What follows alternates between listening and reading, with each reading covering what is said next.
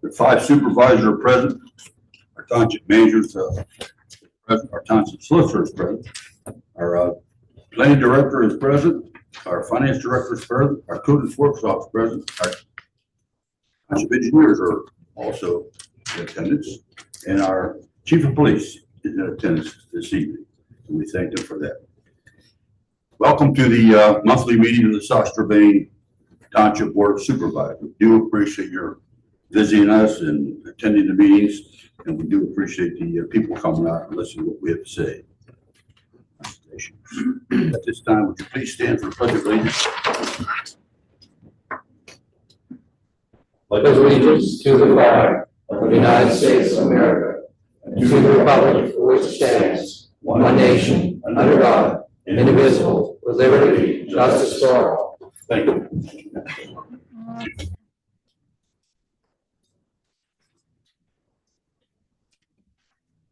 Public comment time. The Township Board of Supervisors allocates a period of time for this item for those individuals who would like the opportunity to address the Board of Supervisors on any matter. Each person addressing the Board of Supervisors is asked to limit their comments to a maximum of 3 minutes. Are there any residents that would like to speak tonight, Mr. Ziegler? Yeah, we have a couple signed up. Mr. Tom Hensey.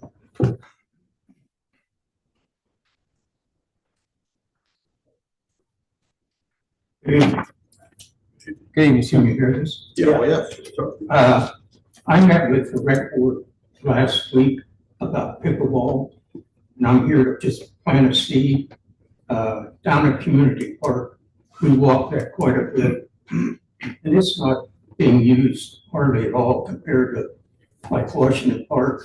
I got pickleball in there. We have 400 to 500 people a week that come into the park to play pickleball. I just want you to think about pickleball. Possibly there's plenty of space to put in some courts. I can definitely help you with pricing. Washington got a price of $100,000 to put in the 4. The base was already there for tennis courts. They got $100,000. I did it for 40, and that included resurfacing nets, fencing, and everything. So again, I just wanted to bring it up, sort of throw that out to you. It's not something will happen overnight. It could be 2-3 years.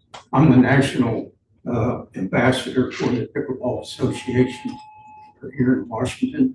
I live at 2147 Shawnee Drive. So again, I'd just like to, hopefully you consider putting pickleball courts in. The growth is about 223% over the last 3 years. There's 36 million playing. It'll probably be well over 40 million by the end of in 2 years. So just wanted to put that out there. And one other thing aside from that, on Fisher and Manifold Road, where they come together, you need a convex mirror there. People come around that turn, somebody's going to get hit one of these days. You can't see them coming until you're out on the road. So just like to consider that also. Okay. Thank you very much. Thank you for that report. Appreciate it. How you feeling, by the way? Lost 50 pounds. All right. Hang in there. I'm trying. Okay, Mr. Ziegler, who else? I don't want to butcher the last name, but Bruce. Bruce Sakalik is my name. I'm here on behalf of my wife as well. Oftentimes, I know you guys get people that come here and want to talk to you and complain about this and that. I feel it's important when people deserve to be recognized for being helpful and being truly professional, and your police department is just that. Real quick recap, my wife and I received and noticed on our Chase credit card statement back earlier this year, a charge for $2,300 at Best Buy in Triadelphia, West Virginia. It's for a MacBook Pro. We did not purchase it. My wife works part-time at the outlets. We filed a fraud claim with Chase. They denied it. We came back, filed another, saying that we didn't make the purchase. My wife traveled to West Virginia, got the receipt from them, tried to prove to them. By the time we got there, the surveillance video had been wiped out, and they were basically saying that you're responsible for the charge. That's when we turned to your police department. Chief Hill helped us out. Officer Cooley was probably the first one that we spoke to who filed an initial report. That was rejected by Chase. Chase rejected us approximately 5 times. Chief Hill got involved. He turned us over to Detective Terbold. These gentlemen are outstanding. They took the time in their busy schedules to help us out. To make a long story short, Detective Terboldi, the chief and your department, was able to track down this MacBook Pro, which right now is in Russia. It was purchased in West Virginia, it was shipped, and they actually got, through the detective's work, they actually got a judge to sign off on a search warrant. Because my wife got the receipt with the serial number on the device, they got a search warrant through Apple. Apple granted it. They went in and pinged the device in Russia. We just got the letter from Chase saying that the charge has been removed. $2,300 is a lot of money. Yes, This doesn't happen if these gentlemen don't help. And again, I know how busy they are. I just want you to know what it meant to my wife and I, what they did. It meant a lot, and I thought you guys should know that, and they are to be commended. So I just wanted to say Two that. things I want to back you up on this. I have high regard for our police department and our police chief. I want to say this time, way to go again. Once again, another good story comes across our desk. I thank you for coming in, but don't leave yet. I'd like to give a round of applause to our chief.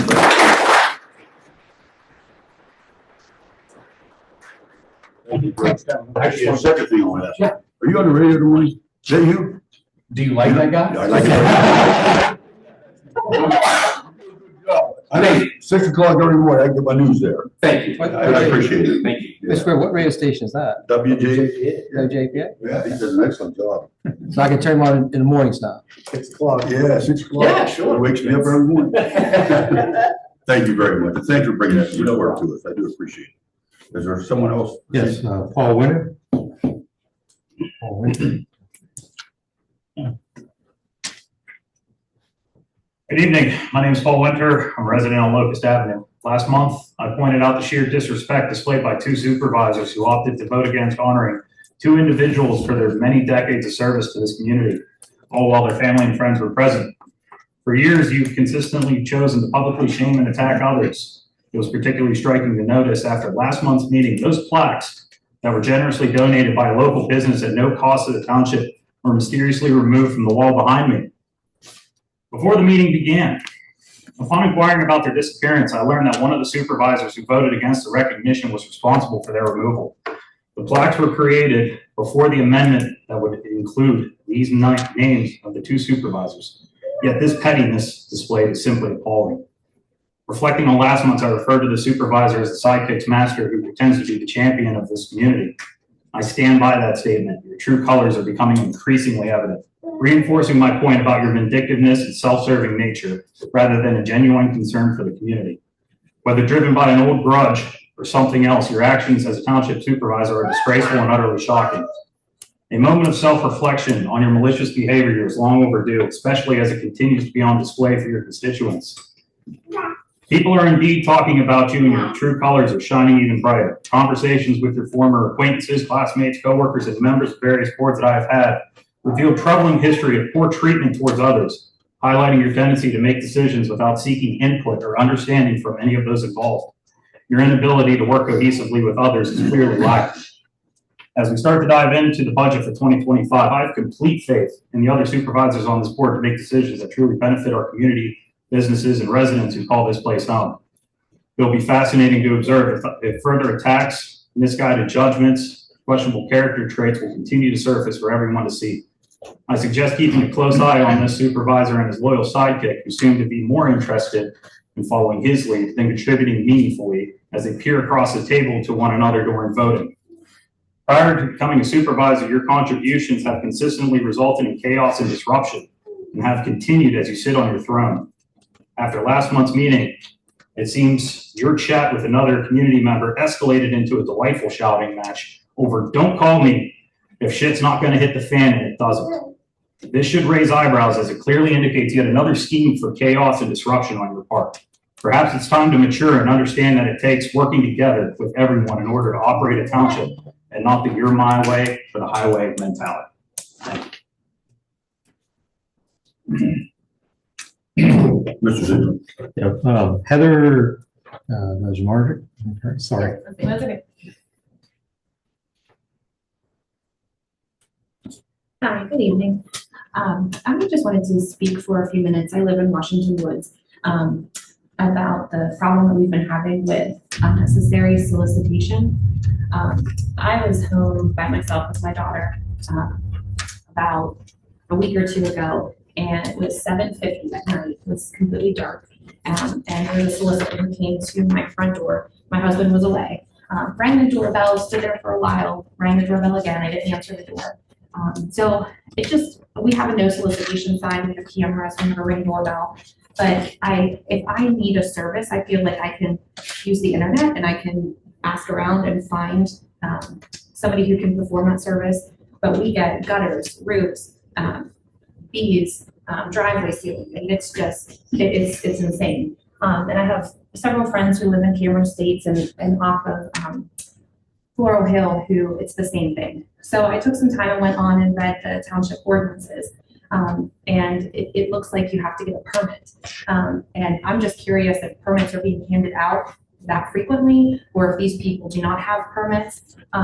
And then I was just wondering if it would be possible for those permits to potentially be posted somewhere so we would know that these people are going to be canvassing the neighborhoods.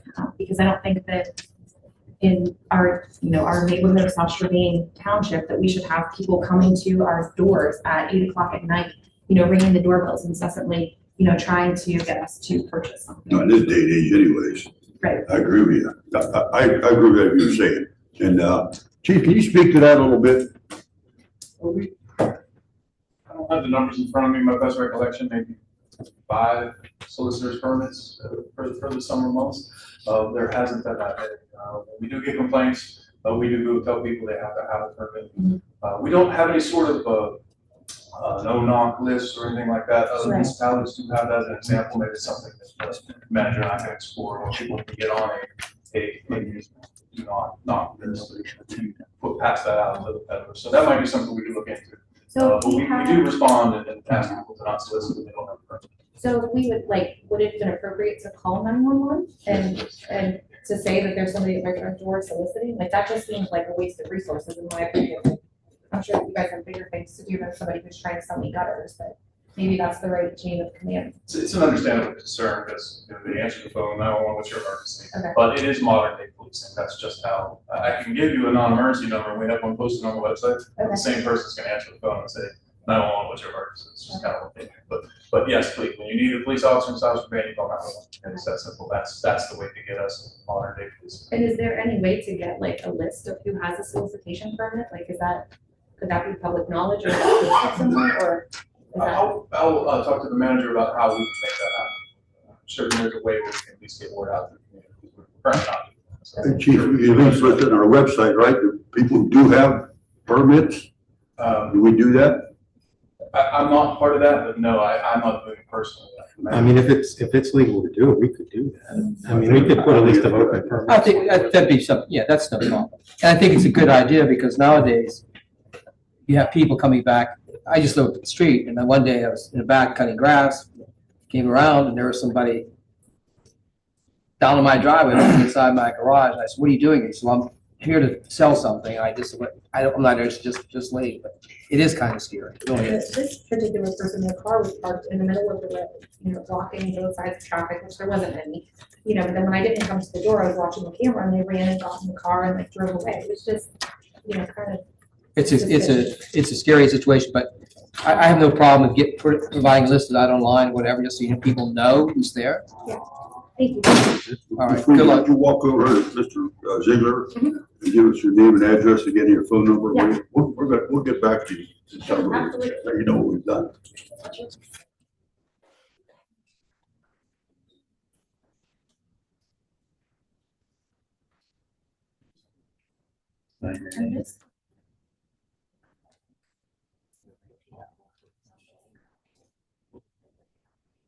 It's really dark because it was dark. Wait, that's not. Ma'am, That's good. I suggest you don't answer the door. I don't, but, then I couldn't sleep that night because I'm home by myself and like, I think it was a solicitor, but I don't. Thank you. Commissioners, anyone else? Mr. Weber, we have someone on Zoom that has raised their hand. Somebody on Zoom, go ahead. Okay, good. Hi, Charlene Scavati. Get the name and address. Charlene Scavati, 85 Pine Valley Road. Are we recording, by the way? We are. Can you hear? I think they're muted because they should be able to speak. I'm speaking. Take some time to get on there. Yeah.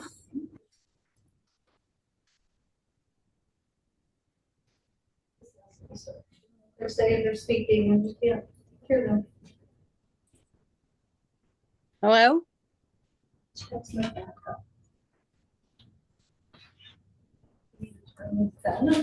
Hello? Let me know when you hear me. You might have to change your audio. Do you understand this stuff? Can you hear me?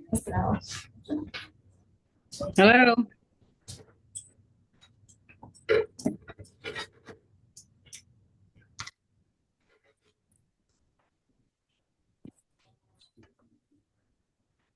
On this segment.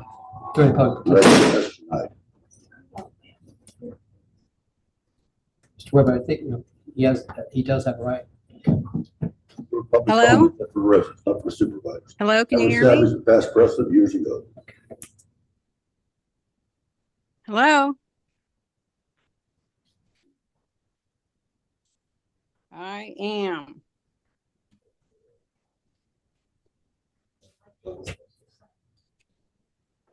Hello? Hey, Doc? Ma'am, Hello, do you know how to can you work hear that? Marissa, can you Yeah. throw them out there and I can try. Well, then last he said, see what I'm doing here, the audio. Yeah.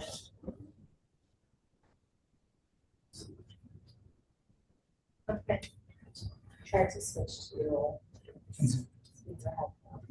That's what I was like, there's several sets of That should speakers. be it. Huh? Hello? Try it.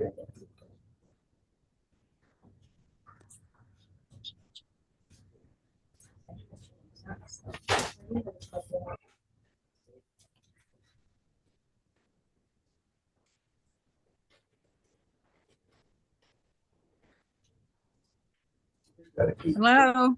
There we go. There you go. Okay, we good? Thanks. Okay, are we ready? I don't know if I did anything. Can we try it now? Hello? Nope.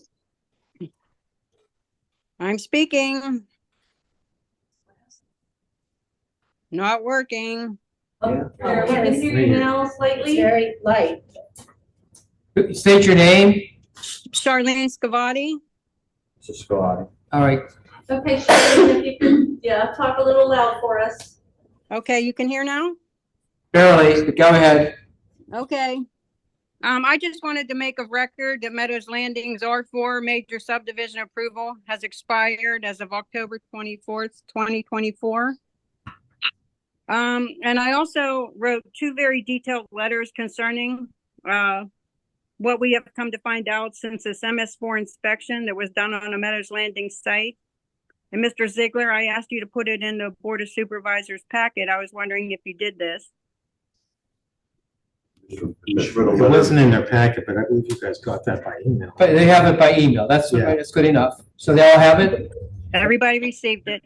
Yes. Yeah. Okay. And I'm going to speak under MS4 public comments. And Mr. Weber, I'd appreciate if you wouldn't cut me off because public participation is encouraged. So I'll just wait for MS4 comments. Thank you. You won't be cut off. When MS4 comes up, we'll let you speak. We have, if I'm correct, Mr. Webb, we have a meeting, I believe, one day next week with the situation. It's next Wednesday. Yeah, Next Wednesday. 30th. Is she aware of it? Yeah. She is. Yes, I am. That's what my comments are about. Okay, Mr. Scavati, when we get to MS4, we'll call upon you again. We'll leave it on nice and quiet for All you. right, thanks. Yep. Welcome. Mr. Rubber, I know I'm out of order here. I know I'm out of order. But what, October 30th? You said there October was- 30th is the meeting, yeah. Here? What time is, No, it's a site It's a visit. hiking trip. you have to go to the property. I can't wear a suit that day. Do we have a definitive property location on that, Mr. Ziegler? Mrs. Bowman wants to know. A location? Yeah, where- So, I mean, the driveway that's behind Landing, Medical was that Center? landing? Meadows Landing? Yeah. Or I don't know, What is it? Meadows, yeah. I mean, I don't know what you would call that It's not spot. It's information. Yeah, Is it the same? It's not a public road. It's information. yeah, it's kind of where we always access. She wants to know where we're gonna meet. That's what she wants to know. The exact location we're gonna meet. Right by Speedy Mark, is that what it is? Speedway? Is that what it is? It's kind of back there, yeah. I mean, on that little road. Sorry, I didn't Speedway, for you. going It's in that area. Do you have time? Yeah, we do have a time. What time is it? 12:30. There's like a turnaround. I think Yes. that's what I'm talking about. Okay, let's move on. Oh, anyone else? That's it for the secretary? Okay, thank you. Number 4, meeting minutes. Board of Supervisors meeting minutes need to be approved for September 24th, 2024. I need a motion, please. Thank you, Mr. Murphy. Thank you, Mr. Grego. Any other discussion on those meetings? Okay, all in favor of the amendment or the motion, please indicate by saying aye. Aye. Opposed? No. Motion carries 4-1. Also, the meeting minutes, Board of Supervisors budget meeting dated October 1st. Need a motion to approve. So moved. Thank Mr. Murphy. Thanks, Mr. Grego. Any discussion? This is on the what, budget? October, yeah, This is the on. very first budget meeting that we had.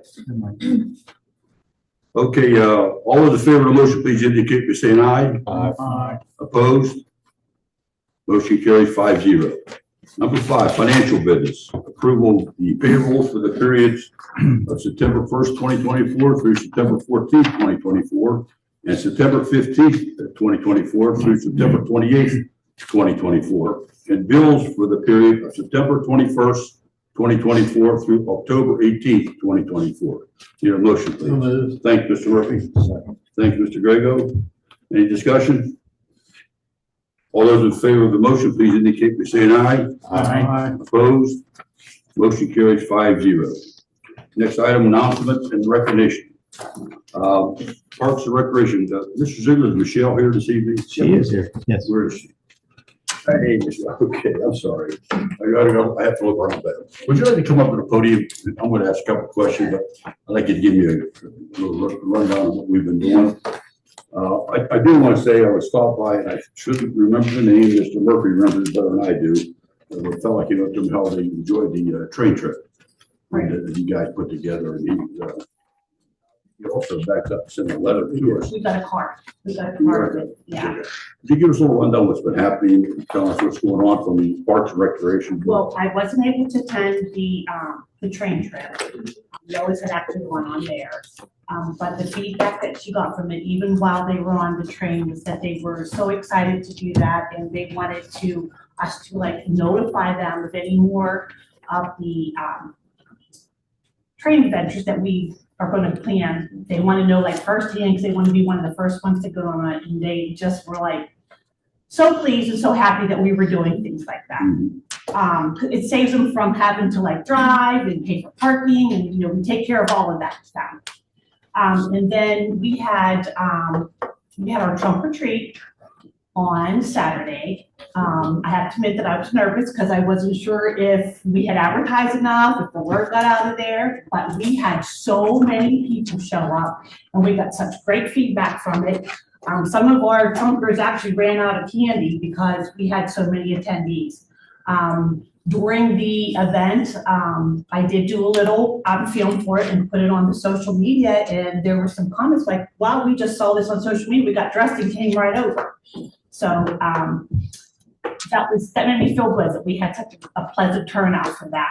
I'm always get nervous when we do things like, are we doing enough, we getting the word out. And if any of you got the word out for us, we certainly appreciate that. We don't have anything planned for the upcoming month of November. It's kind of like a regroup type thing where we're going to look into what we're going to do in the upcoming year. But we do have some events coming up in, December. We're gonna do, a little breakfast with Santa for the children, on a Saturday, and then we're gonna do a little adult event the following weekend on a Sunday. So that's what, for the process that we're doing right now, we're in the process of getting all those different things you wanna do tied up and put this out for the residents. We're hoping to get the notice and the sign up for these two events by November 1st, because we need to limit it to 175 people. And this is going to be just for the residents, not for like, we're not gonna open it up to the public. We wanna make sure we include as many residents as we can with this. Hey, Michelle, I want to personally, on behalf of the board, first, thank you for what you're doing and your board. We had a little dry period there where we didn't have our recreation going on very well, or not at all. And I do want to thank you for the hard work. It takes work. It takes a lot of volunteering, it takes a lot of time, it takes a lot of hours, and a lot of effort. And for the most part, you get 99% approval. There's always somebody that's just not doing what they feel, so that's what we know about it. But I don't pay attention. Well, I always think we're not always gonna please everybody, but if we please the majority, then it's successful. And I think you have done that, and you've done that very well. I hear good things about you. You know, I did attend Community Day. I was down there until about noon. Whenever you opened up to about noon, 12:30, and I had to leave that particular day. But I thought it was early, and I understand that the event turned out pretty well for returning Community Day anyways. Right. Because we haven't had it for a while. Well, that is our biggest event. We were excited about that. It was small, but we hope to like expand on that for the next coming year. We're still learning, figuring out, exactly what the people want. And we welcome any suggestions or ideas, from all of you or the community. Because this is why we're doing it. We're doing it for the residents, so we want to do things that they want, that they want to see us do. One of the things I liked, we did it in the past, I think you did it this year, I'll plead ignorance in this. Movie night, do you have a movie night? We did a movie night. We did a movie night in September. We did it out at Community Park. We had a decent turnout for that. We had like little, we opened up the kitchen and we sold hot dogs and all that kind of stuff for them. And it was a nice little family event. The only problem that we had was we didn't realize that with people driving, coming down off that hill, that their lights from their headlights were shining into the back of the screen. So next time we want to do it over at Billy Bell, so we don't have all that. Yeah. So that was the only thing that that was a little problem that we ran into. But this is trial and error. We had to figure out and tweak things. So. Well, so far so excellent. Thank you. We appreciate it. I mean, we all love doing this, and we have. So many things that we want to do. Of course, time and money doesn't permit us to do them all, so we want to do what we can. And I like the idea of people getting interested, more people want to join the rec board. Right. And we'll take care of that this evening. Right. I mean, more hands on deck would be very helpful. Well, thank you very much. I do appreciate what you're doing. I think the board does too. Okay, thank you. We appreciate it, and we're happy to do this. Thanks, Michelle. Okay, next here. Announcement, the South Strabane Fire Emergency Services. If you don't mind with hanging there with them, you heard my high regard for our police department. I also have that equally high regard for our fire department. Okay, I feel the same way, and I've been that way for a number of years because we keep improving, and we get better and better and better, and we have some very fine people that do our work for us. And I'll tell you what, I like the idea, and I say it time and again, I like the idea 24/7 that you go to bed and sleep good. And we have a full-time police department, a full-time fire department, RX1. Two departments that I know I can depend on, and I want to assure the residents they can depend on them too. And a growing volunteer fire department, thanks to the chief and others, and some of the other people, their officers down there that take care of this. But I want to read something to you that some of the things they've been doing. It's not that boring. I think it's nice. I like the idea. We've seen nice things going on. As many of you know, each October our nation emphasizes fire safety and importance of reducing fire risk.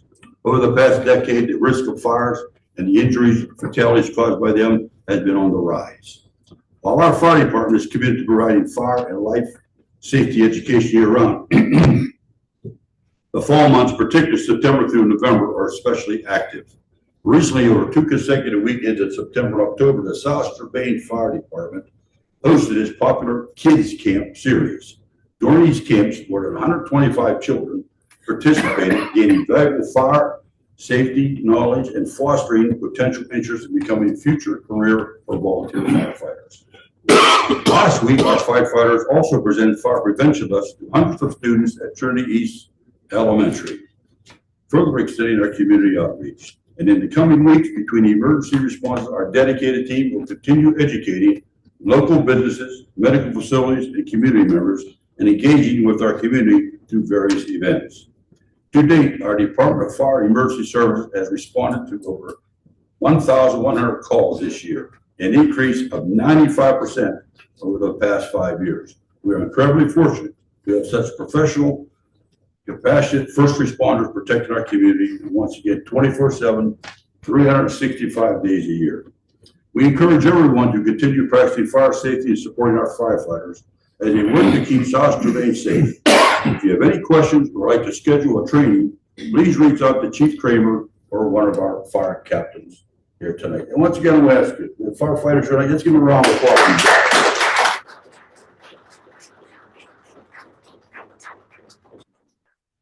And then one more thing I want to point out to you. Get to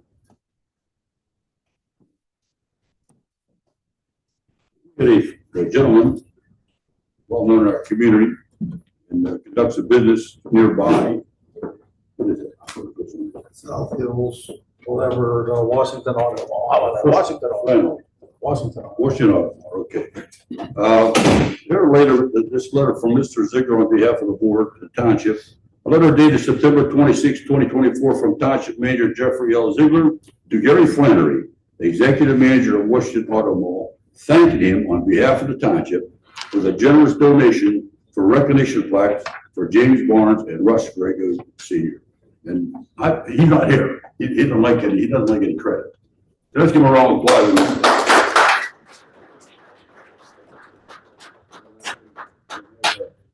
I thank him very, very much. He also, in the past, he's also donated money for the canine dog we have in the township.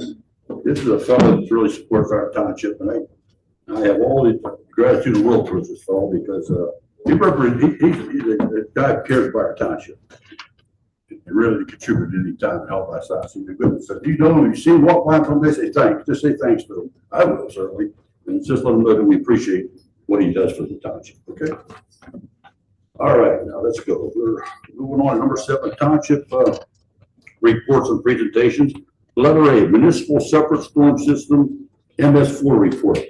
The Board of Supervisors allocates a period of time for this item for comments regarding the topic of stormwater. Each person addressing the Board of Supervisors is asked to limit their comments to a maximum of 3 minutes. Now, I understand Mrs. Roddy, she wants to speak at this time. Mrs. Roddy? Yes, I do. Okay, go ahead. You're on. Start. Okay. All right. First of all, I wanted to know the reasoning why the board and KLH and the solicitor and the township manager have decided to have an on-site visit with Mr. Kessler and his engineer, whoever this might be, on October 30th, when Mr. Makel's office sent out a letter on September 30th to demand Mr. Kessler had a plan and how it was to be implemented by October 30th. On January 30th, KLH did the MS4 inspection and found out that none of the basins matched the 2008 approved plans. So Mr. Ziegler reached out to Mr. Kessler, who, by the way, never responded back on why this was. So Kessler has been aware of the inspection since January. In June, through conversation with Mr. Ziegler, we come to find out this information. So we gave KLH and the township the unapproved new 2018 plans. In this MS4 report, it states that all the basins have been modified multiple times. Why? Because every basin was put in during post-construction incorrectly because the contractor did not have the correct plans or elevations. Then they all received patch jobs to make them conform to the unapproved 2018 plans. that the township never received or approved, but still found a way to pass these basins and reuse them for the new, now debunked R4 plan. Presently and in January, all of these basins need repairs for proper functioning and safety issues. My opinion is that Mr. Kessler wants a private meeting, which in itself is very concerning to us, just to cop another plea. I would like some type of report about the timelines and what is to be done, as should have been done already after this meeting. If I need the right to know, Mr. Ziegler, just let me know. There's no safe flow path for the unapproved subsurface, non-structural BMPs coming down through our property, as Mr. Horvat stated was of great concern to him. We have no other way out of our property in case of a major storm event. We also made of record our concerns for no keyway that was put in the basin above our home, which was required. So with the dredging of these basins, this is very worrisome. Also, Mr. Kessler put a 48-inch outlet pipe in his recorded 2018 plan, and it's currently a 36-inch. So when the developer gets the contractors in to repair this outlet structure, is he going to just put in a 48-inch outlet pipe blowing right through the other side of my property too? Mr. Kessler's been in our township going on 18 years. It's time the township stops listening to what and how Mr. Kessler is going to do his site and start enforcing the MS4, the stormwater management plan, and saldo as required. Kessler's not allowed to ignore at any time or correct at his own leisure these stormwater facilities. That's not how it works.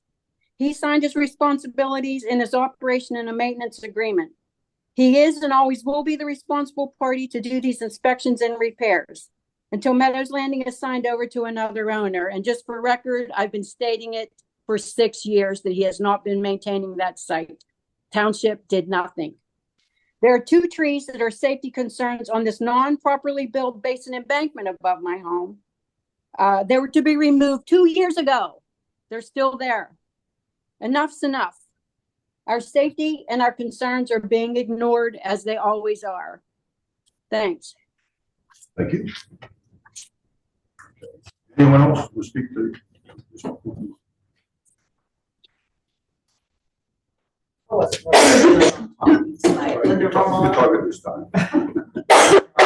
I just am also concerned, like Charlene is, about this. Like, I don't understand. I didn't know about this meeting on October 30th until just now. And I don't understand he was given a 1-year extension. That would have been up on October 24th, which is 2 days from now. And it's not on the meeting minutes here or on the agenda. Nothing's on here to extend that. And then to have a meeting at 12:30 in the afternoon that's not a public meeting, that's going to be recorded. I'm wondering what's going on here. Like, why is this going on? Why October 30th at 12:30? Nobody knew about it. If I wouldn't have came to the meeting tonight, I would have never known. So my concern is why we're doing that and why he has 2 days to start up there. He was given 1-year extension, and that's up in 2 days. That's up in 48 hours, and here we are back at this again. I usually don't ask you to do this, but can you give her any relief here, any information on it would help her satisfy her? Well, I think the office sent a letter to Mr. Kessler, I believe, a while back about all the issues, but I think the issue is to have an information meeting to see what's going on. But I wrote myself a note. What we're going to do after tonight's meeting, based upon the assertions of Ms. Scavati, is to see about his failing to comply with the requirements, and how we can look at the stormwater management ordinance to, if that's permission of the board, and what we can do to ameliorate the situation we have in the situation. But right now, we intend, I would assume, to enforce the ordinance, enforce what we need to do in the situation. But this is just an information meeting. No decision was made at that meeting at all. Okay? I view this meeting as Mr. Kessler responded to us and kind of took exception to some of the things we said. I know. And we're going to have a conversation in the field about what he needs to do. It's to give him direction. Yes, I mean, it's not. We're going to enforce the purpose of the thing is to enforce the township's rules and regulations against right. Mr. Kessler. We meet. It's with not to say we meet with developers all the time outside of board chambers. It's not unusual that we no, it is. It's not. Well, what is unusual though is to ask for an extension and then It didn't not being brought up again. It had to be on this meeting. He asked for an extension Well, October That of was last year. and it's up. But And you it's said up. And he's It's up. not on the agenda, so guess what? It's expiring. It's Yeah. expired, so expired. doesn't he have to start from ground zero again and then Yes. resubmit Yes. the forms and Yes. everything? Yes. And then the traffic impact Yes. fees and all that will Yes. apply to him. You're correct. But again, the township reviewed the situation. I know my office was in touch with Mr. Ziegler and with the township engineer. We looked at the situation. We sent a nasty, I guess, letter to Mr. Not nasty, but I understand, yeah. straightforward letter. So we're going to, again, after tonight's meeting, look at what's going on with the board's permission, and basically look at what we can do to say, this enough's enough. And I also wrote down about these 2 trees that Ms. Scavati talks about too. I want to maybe see what those are also. She's correct. What's that? She's absolutely correct. We have problems also with big, those We big plan, oak trees, but the you board, know? I think the board plans to force it because there was a letter sent about the issues. But Okay? if he's starting all over again, then we're starting. There's no from day request one for- back to there's the no- beginning and And that everything. doesn't change the fact that this is his responsibility. Remove When that that property property. changes hands. Right, right. Yes, regardless of whether he's exempt or not, he always has to take care of his basins, no matter whether it's anything. He always has to do his inspections, and he hasn't done it for 6 years. That's why the mess that they are. Even if he doesn't go there, he's still responsible for those spaces. Yes, he's never done them. What we just conclusion here. Mr. Maple, will she be permitted to go to that meeting if she wants to? She has high waiters. I did. You want to come to the meeting? Yeah, I would like to. Can I come to the meeting? I'd like to come. Just one thing, I have no problem with this run along, Ms. Scott, because the more people you have, and again, when we're there, we're here to give direction. I mean, we don't want to have. Township's giving them direction what needs to be done. Okay, so I can trust you to take care of that. Right. And I've got 2 questions. Mrs. Scavati, would you refresh my memory? You received a letter from, was it the who was it from, with the 199 deficiencies? That was from DEP. It was 191 deficiencies, yes. Has any of those been addressed? Not one. It's not, that was in regard to the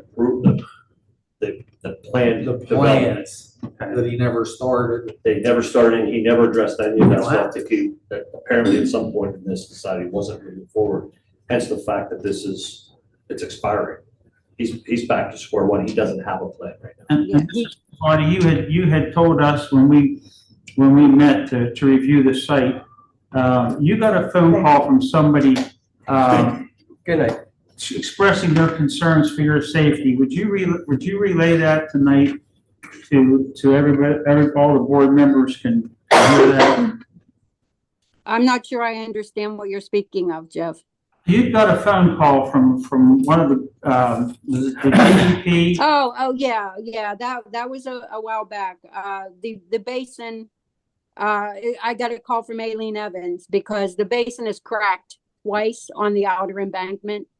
And she actually called from DEP. She said, before I go home, Charlene, she said, I just have to let you know that, this is occurring on that basin. And they recommended he come fix it properly. He brought a backhoe up, smacked it a couple times and left.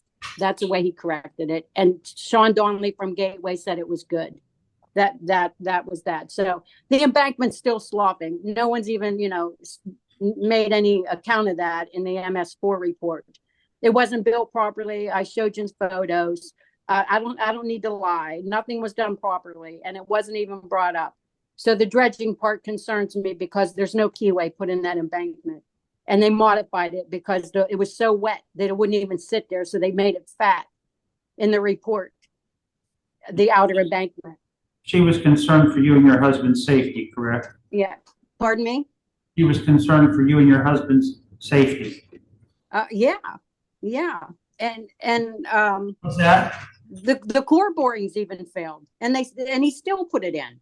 There was no oversight, and he's just been running willy-nilly on that site from day one, and now it's apparent. Everyone can see that he did what he wanted, and no one enforced anything. And when did you receive that phone call from that lady from DEP? I don't have the exact date on hand, Jeff, so I don't really want to quote it. The year? It's probably been more than that. It's probably been about 3 years, maybe even a little more. It's Okay, actually cracked twice. well, So, we get the picture pretty well here. Thank you very much, and we're gonna move on from this particular topic. thank you. Okay, Ms. White. Okay, letter B, Township Manager. Yes, a few things this evening. We'll start with the development report. Dick's Sporting Goods is underway. Walls are going up or are up. Project moving right along. At this point, they're hoping for a March opening, depending on the weather. The Verizon store, I mentioned that's going in the former Zoop space. That's also underway. They're working on the interior at this point. There's a Panda Express going in by Chipotle. It's proposed to go in by Chipotle. The land development will be in front of the Planning Commission in November. All goes as they plan. It will then come to the supervisors later that month. And then there is a 7 Brew coffee shop also going in by Chipotle. Land development expected to come to the Planning Commission for their review in November, December of this year. I also wanted to, in terms of Parks and Rec, second what Michelle talked about earlier regarding the trunk or treat, which was held last Saturday. The weather was perfect. Been involved in these types of events before in the past, and I found this one to be very well planned and executed. It came off really nice. I said there was probably a couple of hundred kids there. I went, brought one of my daughters along. We passed out some candy, kind of reminiscent. She's a senior in high school now. Kind of reminisce a little bit about the good old days when she was the one collecting the candy. So it was really nice. I don't know if those kids were all from South Strabane. I really don't think it matters. They all had the same smile. It was a great day to pass out the candy to the kids. And I think Parks and Rec has been doing a very good job, as Bob said before. If you remember, it was last year this time at this meeting in October where we sat here and we pulled out the names and made the first appointments to that board. And look at all the things that they've done in this first year. And if you look at the agenda for later on tonight, we have a request for reappointment and 2 more people who want to join the crew and be part of this. So I think it's good PR for South Strabane, and it's something we can all be very proud of. So I wanted to mention that. Also want to let you know the all-important leaf collection dates. Leaf collection begins next week. It will go every Monday from October 28th through December the 2nd. Please, no plastic bags, tape, or staples. Ag Recycle will not accept it that way. One of our guys is going to have to climb through the pile and tear that all apart. And that's just not a good use of their time. It's not fun. Yeah, and more would be fun for that. So please have your bags at the curbside by 7:30 in the morning on your collection day. If you need some bags, they're available at the office. First pack of bags are free. After that, they're $2 a pack. So come on in and recycle your leaves. And then last, I want to close up. There's some office closures in the month of November. On November 5th, the township office will be closed for Election Day. Anyone didn't know there's an election this year. And then November 11th, we'll be closed for Veterans Day. And then later in the month, the 27th and 28th, we'll be closed for Thanksgiving. Thank you, Mr. Nicholas. One question, Mr. Ziegler. What is the township policy now on putting the Zoom meetings and having them on YouTube available to the public? Because I've had a couple of people from the public tell me they're not there anymore. Do we have a policy on that? The policy of practice on that is unchanged. There's as you know, we talked about this last month's meeting did not work. It did not get recorded. Mr. Weber, Chairman Weber, offered his apologies, and so would I, to the community for that didn't happen, but sometimes things happen. But the policy is unchanged. The meetings are being recorded. We have 2 new staff people trained to do that. Doing a great job over there despite having a couple of issues. It's working. Once it's done, it'll be posted on the website. Secretary Treasurer, we have your report at hand, and each supervisor has that for their own personal copy. Letter D, Mr. Maple Township Solicitor, anything to add to the meeting? Yes, Mr. Weber. The office has been involved with the township manager on a number of issues. So we've been working close with those issues. So things are getting done and we're moving forward. Thank you, Mr. Mason. Township Engineer, Rob, we pretty much just stick to one Well, I heard there was separate report on the, On the MS4. MS4 stuff. Yeah, you take care of the rest. She's gonna do the alphabet soup annual presentation on all the acronyms you can't remember and each connect. Okay. Burke and Banner, I reached out to the developer today looking for an upgrade on the scheduling paving and didn't get one, unfortunately. As soon as I get something, I'll let Jeff know so we can let you know. And this four we're not gonna talk about because we're plenty of that talk coming up. Quick update on the Station 44, 188, the Pancake Station, 88 improvements. I've had some follow-up conversations with Kerry Fox, who's helping on the redevelopment authority side. I believe he has everything he needs to at this time, and we're looking to probably bid that project beginning part of next year. So we can start construction. This is our fire station out of Pancake area. Yeah, and this, Right. and this is the part that. We're talking kind of low. I'm sorry. I don't know if folks here or not. That's I'll all. speak up. Usually I get in front of these things like, Okay. yeah. So this is for the side, the replacement of this, the walkway entrance, the ramp, and then the doorway to accommodate ADA accessibility to the facility. That's like the first phase of doing what we're going to do to make that training center. So, and then Berry Road, the traffic study, we received proposal for that. I'm going to review that with Jeff. We're going to have to go through a little bit of back and forth. I want to do some. Want to meet with the consultant and talk a little bit. Their proposal came in a little bit high. I talked to them about what they were looking at and do a little post negotiation. And we also have to go through the procurement approval through the LSA board. We'll get all that stuff taken care of and hopefully be in a position to recommend the board at next month's meeting. Then we had a couple of developer reviews come through this past month. Nothing really to speak of there. Okay. Any questions? That's all I have. Anyone have any questions for the engineer? Anything on Farley? Which is Farley's to. One of the mirror that we went, where you pull out. Go ahead. Yeah, we have an Okay, answer. so We have an answer. I think I saw before I came in today, Mr. Ziegler sent me some information. I guess he asked me to take a look at the situation, so. yeah, we're less than content with the result, right. the response we got from So- PennDOT, and we're proceeding to pursue that a little bit further. But keep in mind, because I have this issue somewhere else, you gotta be careful when you start looking at PennDOT, on PennDOT roads and all that. But I did get your email. With the board's permission, I'll review it and we'll assist the manager on what to do in the situation. And Jeff and I kind of brainstormed some, depending on you come back with your review of the situation, or some potential strategies to kind of nudge this in the proper direction. Status of the thing is from the PennDOT is we got to report back to them with their suggestion, what we could do. And we disagree with that. Yeah, and then so Mr. Mingle's going to pursue. Yes, That's where yes, we Mr. are. President.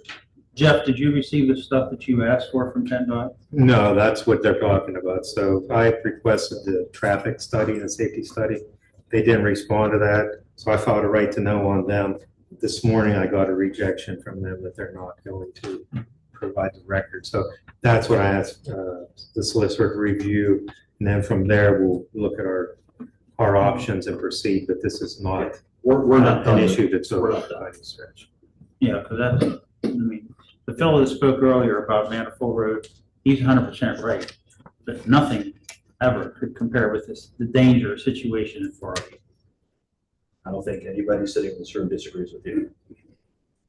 Hey, Rob, anything else on that? That's all I got. Thank you, my friend. Thank you. Okay, no unfinished business, none. We move on to new business on letter A, annual. This is our annual MS4 presentations by Marissa, KLH Engineers. And okay, we turn over to you. Welcome.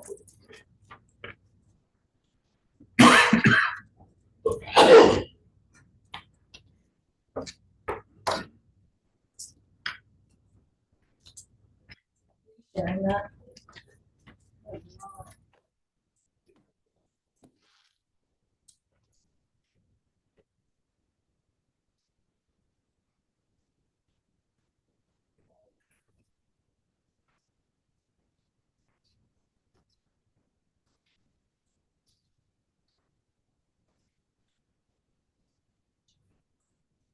Yeah. Yeah.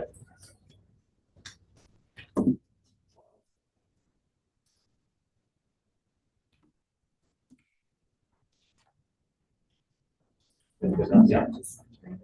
Now. Start.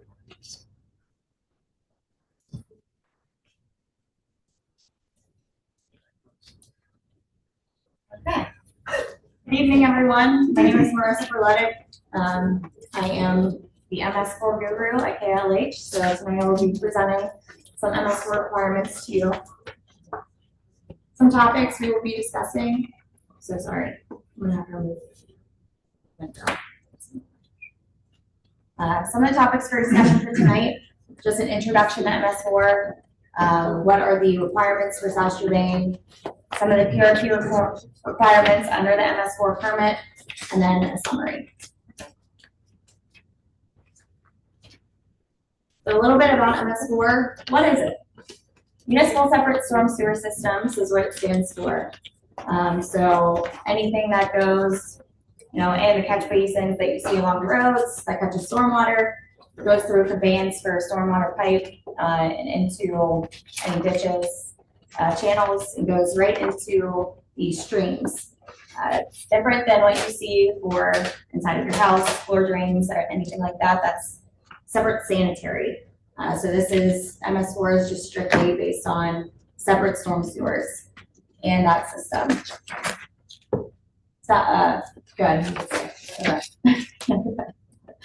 Just a little bit on this page here. So the MS4 is issued and administered by the Department of Environmental Protection, DEP, and their boss, so to speak, is EPA.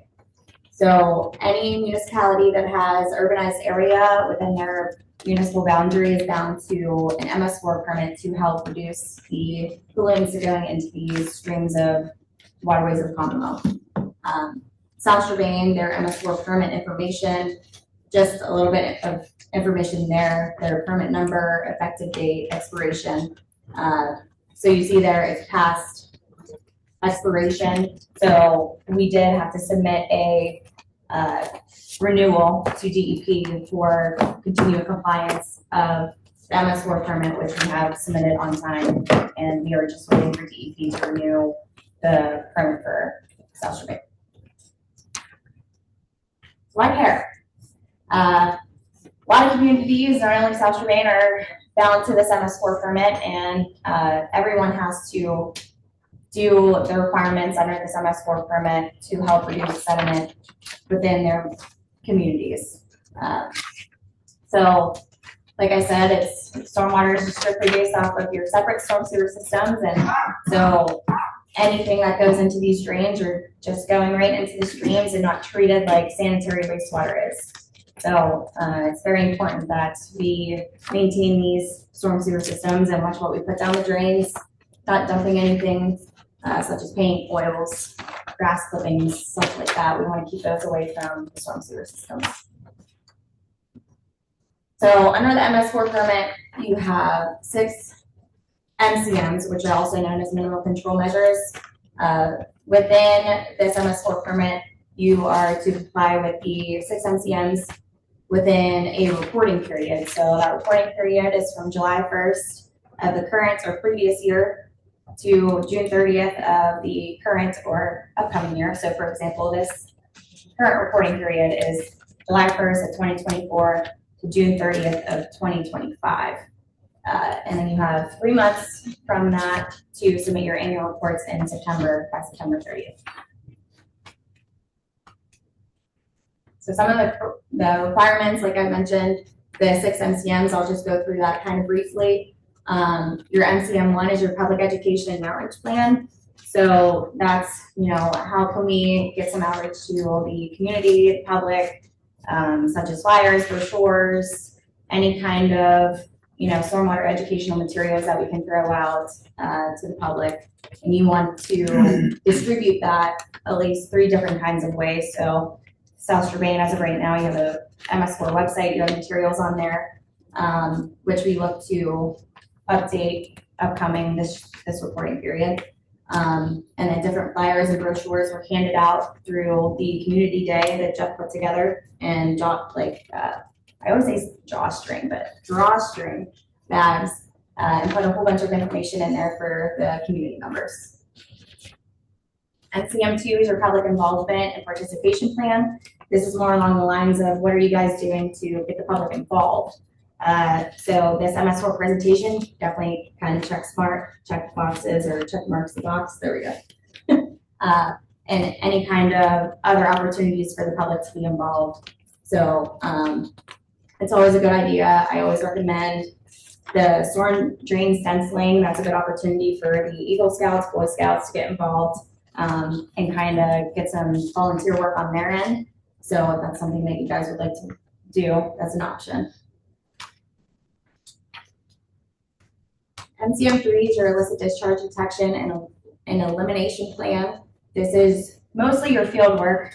So if you want to check the storm sewer system, go to the outfall near the stream. If there's any dry weather flow, which is 48 hours after a rainfall event, that could tell you something could be prohibited or prohibitively connected, such as a sanitary lateral. Obviously, you don't want that in a separate storm sewer system. So, you know, we do work and track that back upstream to make sure we can find that source of what's causing that dry weather flow. And all those outfall screenings have been completed for the township. So as of right now, throughout this coming reporting period that we're in now, me and the Department of Public Works, we're going back through to see if we could find that source and double check some of these outfalls that were flowing from before. MCM4 and MCM5 are really handled by DEP and the conservation districts. So this is where the developers come in and they'll do their inspections on their end. Conservation district will for any developments that are occurring. But the township is still responsible for some of the measures under MCM4 and 5, such as not distributing any building permits unless you know, they have the chapter 1 and 2 permit approved by DEP or conservation district. And then same thing such as I mentioned in MCM5, there are still requirements. So you want to kind of enforce the low impact development measures and any PCSM requirements with development.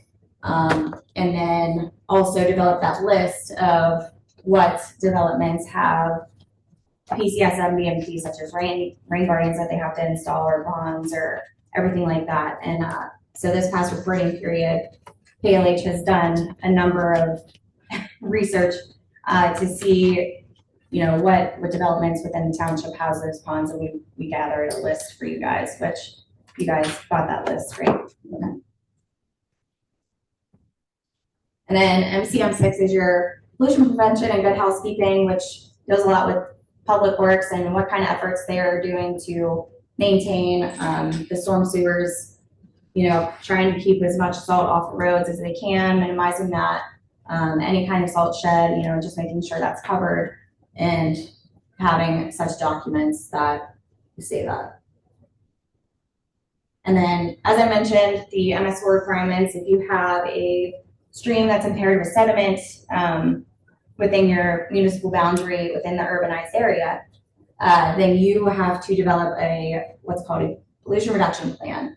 And within that, you have to create projects or come up with projects to help minimize and implement such PCSM BMP projects such as rain gardens, ponds, things like that, but that would be, you know, township owned. So as I mentioned, you know, you want to see some rain gardens, retention, detention ponds to help reduce that pollution that's going into the streams. And then within the PRQ requirement, you were required to reduce the sediment reduction, or I'm sorry, sediment loading by 10%. So just touching base on some of the compliance measures that were completed this past year. Like I mentioned, the renewal of the MS4 permit was submitted back in August 3rd, 2023. So you have to submit that 100 days before it actually expires. And that was completed on time. We also submitted the 2023-2024 annual report before the deadline of September 30th. And that was submitted early.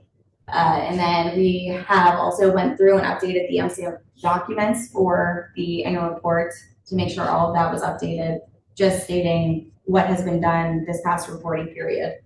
And then there were also some trainings that were taken by the township staff and the public works, which is also a requirement under MCM 6, which I forgot to mention, but they have completed that as well. So as of right now, they're, in compliance with the administrative part of MS4, and then the PRP compliance. And then if you don't comply, there could be enforcement actions from DEP, such as, a consent order and agreement, any kind of fines. Have we seen that yet? Not necessarily, but I'm sure it's going to come eventually. So this is why we want to just prepare you guys and have this annual presentation to give updates on MS4 and what the township is doing. So in summary, township has these requirements. You want to do everything that you can to try to help minimize any kind of pollutants entering the streams within your community. And then, as I mentioned before, you're just looking at trying to reduce that in Chartiers Creek and the unnamed tributaries. I have any questions? Yes, when we met the other day, you had said there was, correct me if I'm wrong, $2.5 million worth of improvements we talked about. But those were improvements we were required to make? Those were, explain that, how that was. That was when we were looking at it from the perspective. So when we were looking at it from the perspective of if we had to do, if we we're going to try to meet the requirement with simply doing the stream bank stabilization, we were looking at a cost of about $2.5 million to satisfy the requirements of the PRP. And to date, we've pretty much done nothing. Correct. Correct. So, but did we agree to do that? But did we agree in writing with the DEP to do that? No.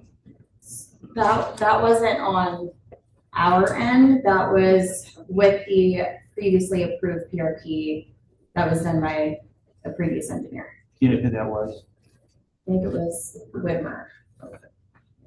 So we're, if you remember, what we're doing right now is we're doing the desktop exercise, we'll call it. Right. To try to document a little bit more closely what you're required to do so that we can kind of meet the requirement. The DEP is aware of what we're doing. Russ is on the phone with them regularly about what we're doing to update your PRP plan. Would you have a copy of that program that Plan Whitmer did? Yeah. Yeah. Could you please get that from me? Sure. Sure, you get it. Thank you. Any other questions, folks? Charlene Scavati. Go ahead. I just was wondering, we had 5 degraded streams, probably maybe 5 years ago. The one was 1,800 feet on Locust, 900 feet on Country Club, 3,000 feet on Lakeview, 1,600 feet on Manifold behind Millcraft, and 1,300 feet on the other side of 79 by Oak Spring. Have we done anything toward making those better? Is that a question? Is I that a question for me or for the board? Yeah. I was just, No. Part of our watershed planning area is the section. Not specifically. okay, all right. Okay. Would that have been what the 2.5 million was for? Yeah. Okay. It could have involved those areas. That's the first time I've heard those 5 identified. Okay. Now, we talked about the Manifold Road section before. Yeah, they were identified when the MS4 when we started it. That's what the DEP had told them. I have a list of them if you'd like me to send it to you. I think Russ just explained where that came from, so I think I have it. If we need it, I'll let you know. Thank you. Okay. Yeah. Okay, Larissa? That's all. Yeah. Thank you. Thank you. Thank you very much. Okay, let's go to B. Motion authorizing a resolution supporting an application to the Washington County Local Share, LSA, grant to fund license plate recognition traffic camera improvements. Mr. Ziegler, you got something on there, or we have Chief Hill speak to it? I can start on it, and then if Chief would like to add in, that would be good.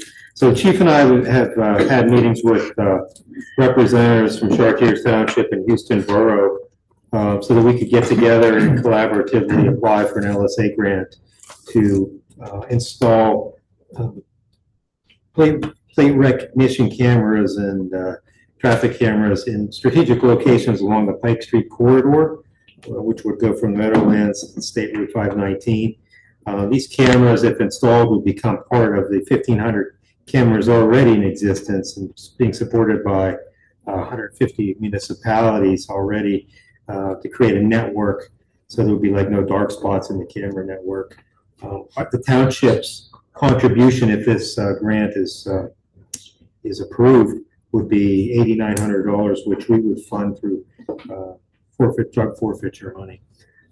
Chief, if you have anything you want to add to that or clarify, No, that pretty much maybe talk covers it. about the helpfulness of the cameras. Yeah, it pretty much covers it, except that the cameras are really successful.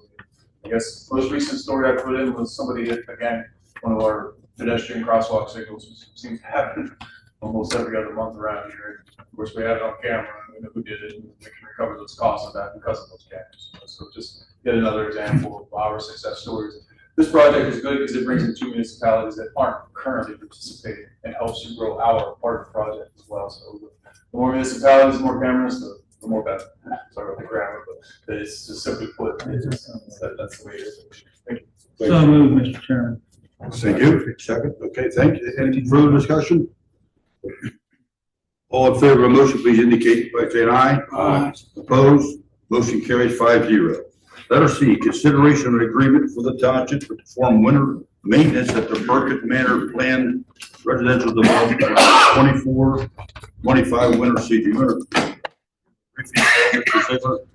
Yeah, so you have in your packet a request letter from Terry Bove, who is project manager over at Burkett Manor. They're requesting that the township do winter maintenance for their development until the township would take it over, then we would be stuck with it permanently. But they have asked the township to take over. You see in your packet the 3 roads that they're requesting be covered by this. They're Black Oak Drive, Red Bud Lane, and Yellowwood Court. They're looking for the township to do this during the 2024-25 winter season. We've spoken with the Public Works Director. They can add this to the rotation. The question would be, how much would they, reimburse or pay the township for doing this for them? In the past, the township has used the PennDOT rates to calculate how much a developer would pay us. We looked at that, and that would generate only about $1,500 for the entire season, which is completely inadequate to cover our costs for doing that job for them. So we worked with the township solicitor, put an agreement together, which is in your packet there, whereby the developer would pay us $1,000 each month for the months of November through April of next year.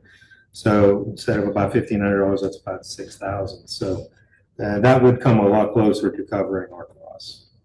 So that's what you have in front of you. You have the letter from Terry Bove, you have a site map, and the winter maintenance agreement, which has been prepared and approved by the solicitor. Mr. Weber, the agreement also goes into April because sometimes we have snow in April. So Okay. I thought it'd be prudent just to have that month covered just in case. Okay, good. Need a motion, please. Thank you, Mr. Murphy. Second, please. Do you know, Dennis, did you put in here, Russ, what you say you had to put on there, seal coat? They're gonna put seal coat on. No, this is for snow removal. I know, but remember you said the bottom part has a seal coat?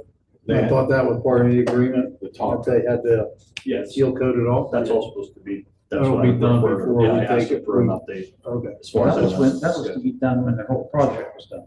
They do a 1-inch, They do it, they do the 1-inch right now. and then when the project's done, they'll go back and do 1.5 inches for the final coat. But this is for snow removal. Right. Well, It affects. Russ said, It don't, affects it affects them doing what they have to do, and it was supposed to be done before we. The 19 millimeter is very coarse, that's why, and the salt will go down and soften the base. You want them to do the 1 inch. But they're gonna do that, Rob? Yeah. Okay. I think that I just should be don't an know. I don't know if they- Mr. Murphy. I guess Yes. I guess my only, Second. Hold on one second, let you talk. We have a second? second, Yeah. Okay, thank you, go ahead. Discuss. I guess in view of our issues in the past with them, I would like to see us amend the agreement so we're always 30 days in advance. If you don't get the payment and we get a snow, those tax-paying residents aren't going to be happy that we didn't plow because the developer didn't pay their bill. So I'd like to either we get it all up front and it's done. You okay with all up front? Yeah, I think due to the track record and the history, we have every right to protect our residents by asking for that. I believe they would end the agreement. I just put $1,000 a month to pay on the first day of each month, but if you want, I'll just say basically pay $6,000 on the execution of this agreement. By November 1st, is when we start. I can modify that. Okay, Okay, so I like that idea, but, if I can go back to Mr. Murphy's comments, again about the top coat or silk coat, would you like to put that in the agreement? What happens if they don't do it? If they don't do it, the engineers will probably have to do some cord drilling and make sure that they are destroyed by the If they salt. destroy their own road by not doing that, then We won't take it over till they fix it, right? Who are we dealing with? Yeah, they're gonna say you destroyed my road, you have to fix it. Yeah. Right. So should I put it, I could put in the agreement that it has to be silk coated, A 1-inch overlay. 1-inch overlay prior to Yeah, we don't want, they're not to go up. 1-inch, We won't share it. 1-inch wearing cords. Mr. Weber, I can add those 2 items to the agreement. okay, good, thank you very much, then we can ask for a vote here. So that's gonna be made contingent, Yes. putting that We gotta wearing put course it up front, and they have to take care of the road first. And 1-inch wearing cords. We have a motion, and we have a second on it, we have discussion, we complete our discussion on it. All those in favor of the motion, please indicate by saying aye. Aye. Opposed? Motion carries 5-0. Thank you. Letter D, motion to appoint Christina Shirley to the Parks and Recreation Commission. So moved. Mr. Murphy, Mr. Bull, second. All in favor indicate by saying aye. Opposed? Motion carries 5-0. Same deal, letter E. Motion to appoint Amanda Loveland to the Parks and Recreation Commission. So moved. Thank you, Mr. Grego. All in favor indicate by saying aye. Opposed? Motion carries 5-0. Letter F, motion to reappoint Michelle Rubuski to the Parks and Recreation Commission. So moved. Thank you for both. All in favor of the motion, please indicate by saying aye. Aye. Opposed? Motion carried 5-0. Congratulations, Michelle. Letter G, motion to approve the proposed 2025 annual budget. And I would ask you just to speak briefly on that, lay out the guidelines. It's going to be out for 20 days so far. Would you please do that, Mr. Ziegler? Yeah, sure. We have had 4 budget meetings, well attended. All the supervisors attended them, and we worked together collaboratively on putting together this preliminary budget. Now that the items on the agenda tonight to be approved preliminarily, what that means under the code is that it will now lay out for public inspection for no less than 20 days. It will be posted on the township website, as well as there will be a paper copy in the front office on the front counter. If there are comments, we will consider those at the November meeting when it would be scheduled for adoption. Basically speaking, there is a balanced budget, is what you will be looking at when you see it. There is no millage increase proposed whatsoever, and there is no cuts in any of the services that the township currently. And what's the financial amount of the budget? Total value? It's just over $8 million. Okay, that's, thank you, Mr. Murphy. Need a second, please. Second. Thank you, Mr. Grego. Let's move on to the vote. All those in favor? I have a couple comments. Oh, okay, Mr. go Weber. ahead, then. I'm not going to be able to vote for this. We raised our budget 478,000 plus in 22 to 23. From 23 to 24, we raised it $665,000. From 24 to 25, we raised it $465,000. That's an average of over $536,000 per year the last 3 years. So essentially, all the income the fire tax has brought in has been eaten up. First, back in 2022, budget was balanced by not paying the police budget, and that ended up in a $35,000 plus fine to the township. The second one on the issue. This township can't support this. This township can't sustain this. What are we gonna do next year at this rate? We're gonna have to bring in another $500,000. We can't sustain this. We have got to learn to live within our budget. It's that simple. And for that reason, I mean, I think we should delay it 30 days and try to figure it out. Thank you, Mr. Wolf, for your comments. We have a motion, a second, and our discussion. Anybody else want to have a discussion on it? Mr. Chairman, is there a possibility that we could table for a little bit? So I got additional information tonight from Marie. I came in yesterday and Marie graciously went through some stuff with me. I'm having a hard time trying to get my arms around some of this. Before I allow you to make that motion, we did have 4 meetings. Yep. This is just preliminary. That's 20 days. We still got another 20 days. We're just not the final. This isn't the final. This is just Final will be next month if we vote. So we pulled the 2 trucks for the road department out and not buying them. No, we didn't. Kevin Montgomery did. So he didn't need it. Just so clarification, it was Kevin Montgomery. So, Okay, well, I then don't need- supposedly we agreed we weren't gonna buy a police vehicle. We were only gonna buy one, and now I understand they're both back in there. Is that correct? Yes, but they balanced the budget with both of them be put in there. So the thing was, if they couldn't balance the budget and need to remove one of the police cars, we were okay with At that. one of those meetings. But Things they have didn't changed. need to because they balanced the budget. We can make No. change. This is just tender. When you don't replace equipment, you're just It's not kicking a fine. can down the road, and then they're not getting any cheaper as time goes on. Okay, let's move on. Do you want to hold your motion, George? Yes. Okay, then we're gonna vote on it at this time, the tentative budget. Let's have a roll call vote on this, Mrs. Ziegler. Okay. Mr. Rowe, Yes. Mr. Grego, Yes. Mr. Bull, Not to no. is that a no? Yes. And Mr. Murphy, Yes. Chairman Weber, Yes. thank you. Motion passes 4-1. Thank you for the roll call vote. Okay, letter H, motion authorizing staff to initiate the request for proposals process for township auditor. Would you give a briefing on that, why we're making that move? Mr. Ziegler? Yeah, so the supervisors have asked, at least once or twice, that we take a look at soliciting proposals for the township auditor.